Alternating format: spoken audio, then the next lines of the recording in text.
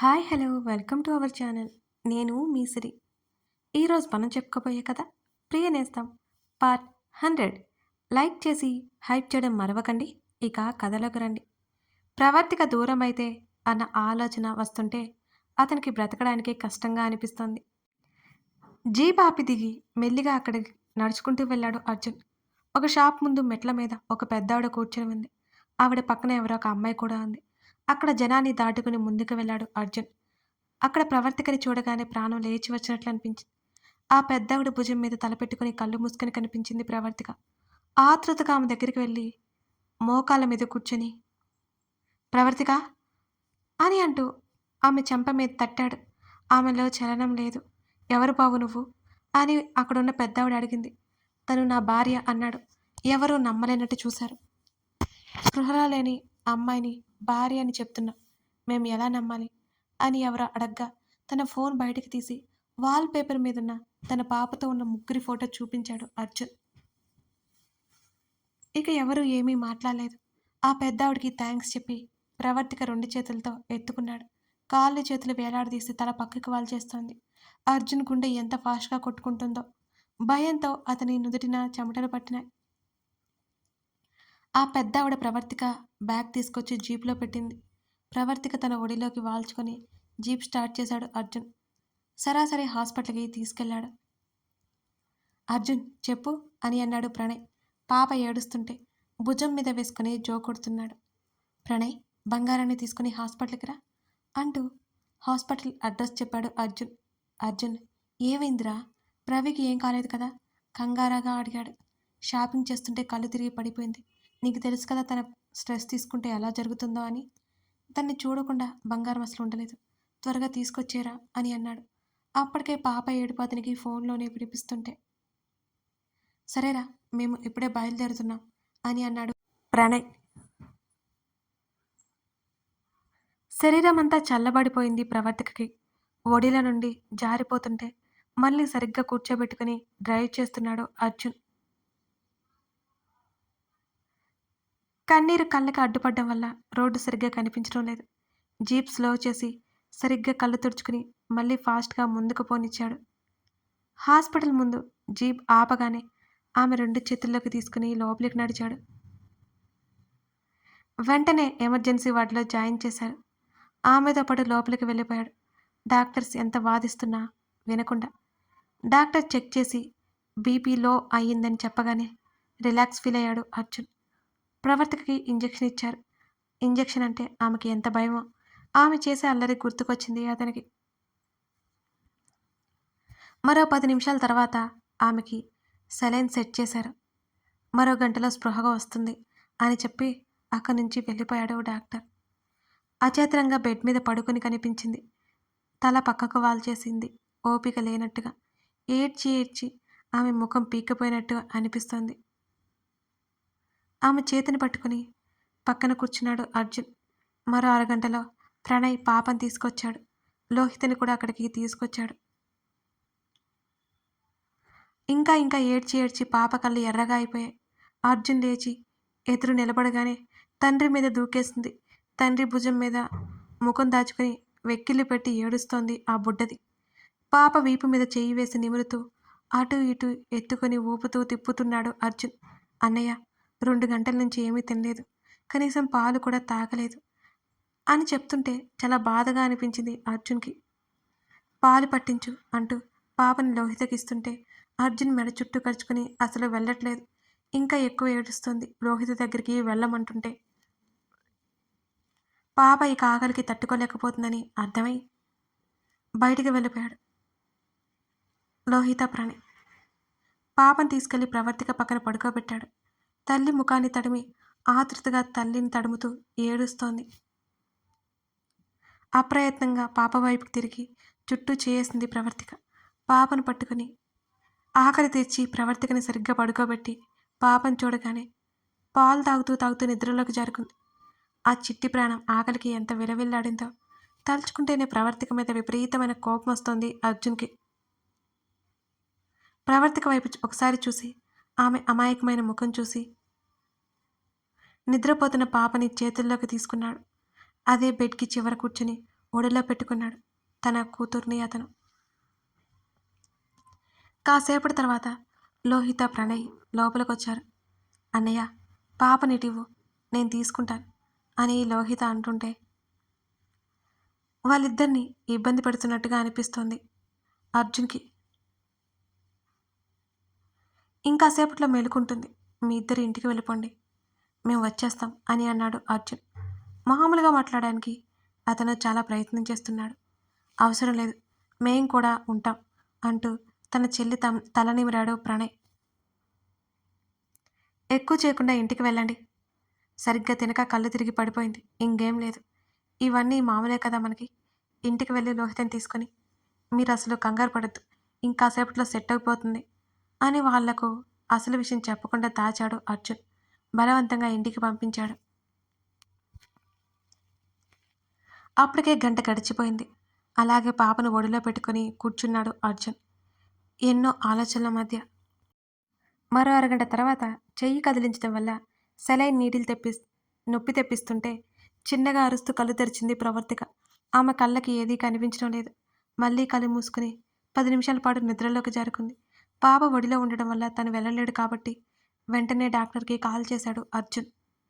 మరో 10 నిమిషాల తర్వాత మాటలు వినిపిస్తుంటే మెల్లిగా కళ్ళు తెరవడానికి ప్రయత్నం చేసింది. కాసేపటికి కళ్ళు తెరిచింది ఆమె. కళ్ళు మూసుకొని తెరుస్తూ చుట్టూ చూసింది. తను హాస్పిటల్లోనే ఉందని అర్థమైపోయింది అప్పుడు. ఏవండి, రక్ష అని మెల్లిగా కలవరిస్తూ కళ్ళు మూసుకుపోతుంటే బెడ్ మీద చేతితో తడుముతోంది. నీరసం తాలూకా బీపీ లో అవ్వడం వల్ల ఏమీ తెలియట్లేదు ఆమెకి. సెలైన్ అప్పటికి అయిపోవడంతో దాన్ని తీసి పక్కన పెట్టేశారు. ఆమెను కాసేపు అబ్జర్వ్ చేసి మరో ఇంజెక్షన్ చేశారు డాక్టర్. ఆ ఇంజెక్షన్ నొప్పికి నిద్రలోనే ఏడుస్తున్నట్టుగా మూలిగింది ప్రవర్తిక. ఆమెను చూస్తుంటే ఒకవైపు బాధ తన్నుకొస్తోంది, మరోవైపు విపరీతమైన కోపం వస్తోంది అతనికి. పాప ఎక్కడ లేస్తుందేమోనని భుజం మీద వేసుకుని జోకొడుతూ అటు ఇటు తిరుగుతూనే ఉన్నాడు అర్జున్. ప్రవర్తికకి మెల్లిగా స్పృహ వస్తుందని చెప్పి డాక్టర్ వెళ్ళిపోయాడు. బుజ్జమ్మ, అమ్మ దగ్గరికి వచ్చే బంగారు తల్లి అంటూ కలవరిస్తోంది ప్రవర్తిక. అర్జున్ పెదవులు బిగించి గట్టిగా కళ్ళు మూసుకున్నాడు, అతని గుప్పెట బిగిస్తూ. చాలాసేపటి తర్వాత అలా కలవరిస్తూనే పడుకునిపోయింది. మరో బెడ్ మీద కూర్చొని పాపను ఒడిలో పెట్టుకుని వెనక్కి వాలాడు అర్జున్. ఆలోచనల మధ్య అలసిపోయి అతను ఏడ్చి ఏడ్చి అలసిపోయి కడుపు నిండిపోవడం వల్ల అలాగే నిద్రలో ఉంది పాప. ఎప్పటికో మధ్యరాత్రి మెలకువ వచ్చింది ప్రవర్తికకి. మెల్లిగా కళ్ళు తెరిచి చూసింది. అంతకుముందు కంటే కొంచెం ఉపశమనంగా అనిపిస్తుంది. సెలైన్ పెట్టిన చెయ్యి నొప్పిగా అనిపిస్తుంటే మెల్లిగా లేచి కూర్చుంది. బెడ్ రెస్ట్కి ఆనుకుంది, నడుము నిలబడలేక. ఒకసారి రూమ్ అంతా కలియ చూసింది. మరో బెడ్ మీద కూర్చొని వెనక్కి వాలి కళ్ళు మూసుకొని కనిపించాడు అర్జున్. అతని చేతిలో తన కూతురుంది. ఆశ్చర్యం ఆమె ముఖంలో. వెంటనే ఆమె కళ్ళ నిండా నీళ్లు నిండుకున్నాయి. అతనికి తన ముఖాన్ని చూపించడానికి కూడా ఇష్టపడట్లేదు. ఇప్పుడు అతను అడిగితే ఈ ప్రశ్నలకు తను ఏమని సమాధానం చెప్పాలి? అతని ఒడిలో ఉన్న తన పాప వైపు చూసుకుంది. పాపని ఎత్తుకొని గుండెకి హత్తుకోవాలనిపించింది ఆమెకి. అర్జున్ వైపు ఒకసారి చూసింది. అతని ముఖం ప్రశాంతత కోల్పోయి కనబడుతోంది. అతని వైపే చూస్తూ కన్నీళ్లు పెట్టుకుంది. రక్షణ తీసుకొచ్చారా లేక ఇంటి దగ్గరే ఉందా అర్థం కాలేదు ఆమెకి. అతను చూడకుండా ముందే అక్కడి నుండి వెళ్ళిపోవాలనిపించింది ప్రవర్తికకి. వాళ్ళిద్దరినీ తనివి తీరా చూసుకుంటోంది ఆమె. అర్జున్కి తను దొరుకుతుంది అనుకోలేదు. అసలు ఎలా కనిపెట్టాడు? అసలేం జరిగిందో గుర్తు చేసుకోవడానికి ప్రయత్నం చేసింది ప్రవర్తిక. తను గుడి నుంచి వెళ్తుంటే సడన్గా కళ్ళు తిరిగినట్టు అనిపించింది. పడిపోయింది. ఆ పక్కనే ఎవరో పట్టుకొని కూర్చోబెట్టినట్టు గుర్తుంది. ఆ తర్వాత ఆమెకి ఇంకేమీ గుర్తులేదు. పాప కదలగానే కొంచెం మెలకువ వచ్చింది అర్జున్కి. అర్జున్ ఎలా ఫేస్ చేయాలో అర్థం కాక చేతులు నలుపుకుంటూ కూర్చుంది ప్రవర్తిక. పాప నిద్రలోనే ఏడుస్తుంటే లేచి పాపని జోకొడుతూ మళ్ళీ నిద్రపుచ్చడానికి ప్రయత్నం చేస్తున్నాడు అర్జున్. అయినా పాప ఊరుకోవట్లేదు.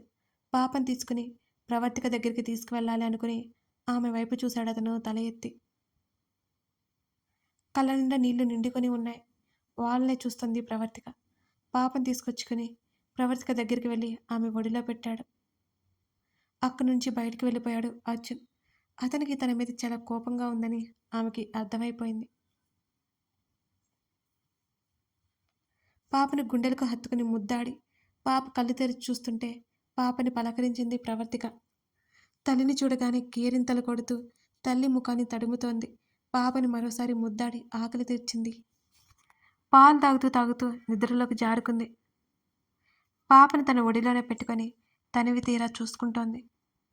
ఈ అమ్మ కోసం ఏడ్చావా? ఒక పూటకే వాడిపోయిన పాప ముఖం తడుముకుంటూ అనుకుంది ప్రవర్తిక. కాసేపటి తర్వాత తలుపు తట్టారు. చీర సరిచేసుకుని కూర్చుంది. అర్జున్ వచ్చాడు. మరో 2 నిమిషాల తర్వాత డాక్టర్ వచ్చాడు. ప్రవర్తిక ఒడిలో ఉన్న పాపను తీసుకున్నాడు అర్జున్. ప్రవర్తికని డాక్టర్ ప్రశ్నిస్తుంటే మెల్లిగా సమాధానాలు చెప్తోంది ఆమె. మార్నింగ్ మీరు వెళ్ళిపోవచ్చని డాక్టర్ చెప్పాడు. ప్రవర్తిక నుంచి మంచి ఫుడ్ తీసుకోమని, ఆమెకి స్ట్రెస్ ఫీల్ వద్దు అని చెప్పి డాక్టర్ వెళ్ళిపోయాడు. ప్రవర్తికతో ఒక్క మాట కూడా మాట్లాడలేదు అర్జున్.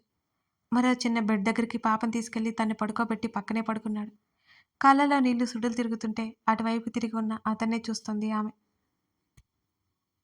పాపని జో కొడుతూ కళ్ళు మూసుకున్నాడు. అక్కడ ఆమె కళ్ళు మూయలేదు. అక్కడ అతను కునుకు తీయలేదు. ఇద్దరు అలాగే ఉన్నారు మేల్కొని. ఆమె మాట్లాడితే కొట్టేలా ఉన్నాడతను. కోపాన్ని బలవంతంగా కంట్రోల్ చేసుకుంటున్నాడు. అతనితో మాట్లాడాలని మనసు ఉవ్విళ్ళూరుతున్నా ధైర్యం చేయలేకపోయింది ఆమె. తెల్లవారే వరకు కన్నీరు కారుస్తూనే ఉంది. తెలియకుండా నిద్రలోకి జారుకుంది అలసట కారణంగా. అర్జున్ మాత్రం అలాగే మొండిగా ఉన్నాడు. ఉదయం బుజ్జి రక్ష లేచి కేరింతలు కొడుతోంది. కళ్ళు మూసుకున్నాడు తప్పితే నిద్రపోలేదు అతను. ఏవేవో ఆలోచిస్తూ ఉన్నాడు. అర్జున్ ముఖాన్ని తడుముతూ బోసినోటితో ముక్కు కొరుకుతూ తండ్రి కళ్ళు తెరవలేదని ఇంకా ఇంకా పిలుస్తోంది ఆ బుడ్డది. కళ్ళు తెరిచి తన కూతుర్ని చూడగానే అతని ముఖంలో నవ్వొచ్చింది. బుజ్జి చేతిని తీసుకొని ముద్దు పెట్టుకున్నాడు. పాప కణత మీద ముద్దు పెట్టుకొని లేచి కూర్చొని పాపని చేతుల్లోకి తీసుకున్నాడు. కిలకిలా నవ్వేస్తూ అర్జున్ జుట్టు పట్టుకొని లాగుతోంది. అతను తప్పించుకుంటున్నట్టు అటు ఇటు తల తిప్పుతూ ఉంటే గట్టిగా నవ్వేస్తోంది. చేతులతో అతని ముఖాన్ని పట్టుకోవాలని చూస్తోంది. ఆ చిన్ని బంగారాన్ని హృదయానికి హత్తుకున్నాడు. అంతకు ముందు రోజు పాప ఏడుపు గుర్తుకు రాగానే పాప తల మీద చెయ్యి వేసి నిమిరి కొన్ని క్షణాలు అలాగే ఉండిపోయాడు. తండ్రి భుజం మీద తలపెట్టి ఎంచక్కా కరుచుకుపోయింది. వారి గొడవకు మెలకువ వచ్చి లేచి కూర్చుంది ప్రవర్తిక. వాళ్ళు అలా ఉండగానే నర్సు వచ్చి ప్రవర్తికని చెక్ చేసి మేడక్కి ఇంజెక్షన్ చేయాలి సార్ అంటూ అర్జున్ వైపు చూసింది. అలాగే అన్నట్టు తల ఊపాడు అర్జున్. ప్రవర్తిక వైపు కనీసం చూడలేదు. నర్స్ ఇంజెక్షన్ చేస్తుంటే తను పడుతున్న బాధ కంటే అదేమీ ఎక్కువ అనిపించలేదు ఆమెకి. ఆలోపే ప్రణయ్ కూడా అక్కడికి వచ్చేశాడు. ప్రణయ్కి ఏ సమాధానం చెప్పాలో అర్థం కాక తల కిందకు వాల్చేసింది. ప్రవీ ఎలా ఉంది అని చెల్లి తల నిమరగానే బావుందన్నట్టు తల ఊపింది. అర్జున్ కార్ తీసుకొచ్చాను అని ప్రణయ్ అనగానే వచ్చేయండి అంటూ పాపని ఎత్తుకుని బయటికెళ్ళిపోయాడు. తన చెల్లిని అతను నిర్లక్ష్యం చేస్తున్నట్టు అనిపించింది. అయోమయంగా వెళ్తున్న అర్జున్ వైపు చూశాడు ప్రణయ్. ప్రవీ అర్జున్కి నీకేమైనా గొడవైందా? ఇలా అడగకూడదు కానీ అర్జున్ ఏంటో డిఫరెంట్గా ప్రవర్తిస్తున్నాడు. ఏమైందిరా అని లాలనగా అడిగాడు ప్రణయ్. అంటే తను వెళ్ళిపోయినట్టు ఎవరికీ తెలియదన్నమాట. ఆశ్చర్యంగా చూసింది ప్రవర్తిక. నేనొక తప్పు చేశానన్నయ్య అని కన్నీళ్లతోనే చెప్పింది. అర్థం కానట్టు చూశాడు ప్రణయ్ చెల్లి వైపు. అలాగే ప్రణయ్ నడుము చుట్టూ చేతులు వేసి అతని బొజ్జలో ముఖం దాచుకుని ప్రవర్తిక ఏడుస్తోంది. ప్రణయ్ కంగారుగా అనిపించింది. ఏమీ అర్థం కాలేదు అతనికి. ప్రవీ ఏమైందిరా అని కంగారుగా చెల్లి తల నిమురుతూ అడిగాడు. చాలాసేపటి వరకు ఏడ్చి ప్రణయ్ నుండి దూరం జరిగింది. ప్రవీ ప్లీజ్ ఏమైందో చెప్పు, భయంగా ఉంది అని అన్నాడు ప్రణయ్. తను వెళ్ళిపోవడం దగ్గర నుంచి అర్జున్ తీసుకువచ్చినంత వరకు చెప్పి కనీసం తన వైపు కూడా చూడలేదనే విషయం చెప్పి నోటికి చెయ్యి అడ్డు పెట్టుకుని ఏడుస్తుంటే నిజంగానే పెద్ద తప్పు చేశావు ప్రవీ అన్నాడు ప్రణయ్ చెల్లి వైపు బాధ కోపం కలగలిపి చూస్తూ. రక్ష నేను వెళ్తే రక్ష వస్తుందన్నయ్య, ఆయన సంతోషంగా ఉంటారు అని ప్రవర్తిక చెబుతుంటే పిచ్చా ప్రవి నీకు, చనిపోయిన రక్ష ఎలా తిరిగి వస్తుంది అని గట్టిగా అరిచాడు ప్రణయ్. లేదన్నయ్య రక్ష చనిపోలేదు, ఆశ్రమంలో అనాథలా బ్రతుకుతోంది. తను నమ్మిందే నిజమని ప్రణయ్‌ని నమ్మించే ప్రయత్నం చేసింది ప్రవర్తిక. రవి, నువ్వు ఏదేదో ఊహించుకొని అర్జున్‌ని బాధపెట్టకు. అసలు నువ్వు లేకపోతే వాడు ఎలా బ్రతుకుతాడని వెళ్ళిపోయావు. ఈ తప్పుకి నేను కూడా క్షమించలేను నిన్ను అన్నాడు ప్రణయ్ కాస్త గట్టిగా. అది కాదన్నయ్య. నిజంగానే రక్ష బ్రతికే ఉంది. నా మాట నమ్మండి అని ప్రణయ్ చెయ్యి పట్టుకొని ఆమె బ్రతిమాలుతూ చెబుతుంటే, ముందు ఇంటికి పద అని అంటూ ప్రవర్తికని మెల్లిగా లేపి, నడవగలవా అని అడిగాడు. నడవగలను అన్నట్టు తల ఊపింది.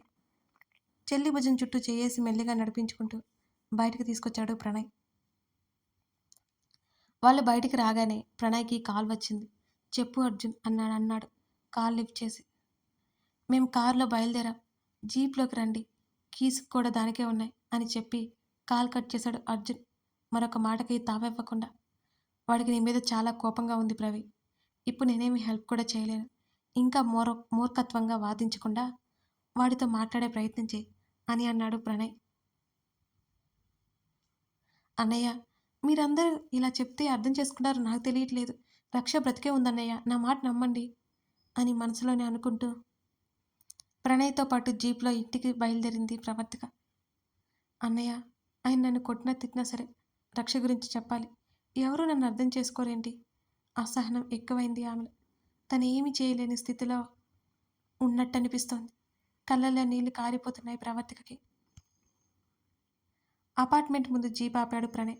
ప్రవర్తికను తీసుకొని లిఫ్ట్‌లో 5th ఫ్లోర్‌కి నడిచాడు ప్రణయ్. కథ కొనసాగుతోంది. ప్రవర్తిక వెళ్ళిన కారణమేంటో మీకు అర్థమైందే కదా! ఇప్పుడు ప్రవర్తిక ఏం చెప్పబోతుంది? నిజంగానే రక్ష ఉందా? అర్జున్ ఎలా రియాక్ట్ అవ్వబోతున్నాడు? తెలుసుకోవాలి అంటే తర్వాత భాగం చూడాల్సిందే. మీ కామెంట్స్ మిస్ చేయకండోయ్! మీకు ఎలా అనిపించిందో చెప్పేయండి ఈ కథ చదువుతుంటే. అలాగే లైక్ చేసిన తర్వాత హైప్ అనే బటన్ వస్తుందండి. దాన్ని ప్రెస్ చేస్తే మీరు వీడియోని హైప్ చేయడం వల్ల మరికొందరికి ఈ వీడియో చేరుతుంది.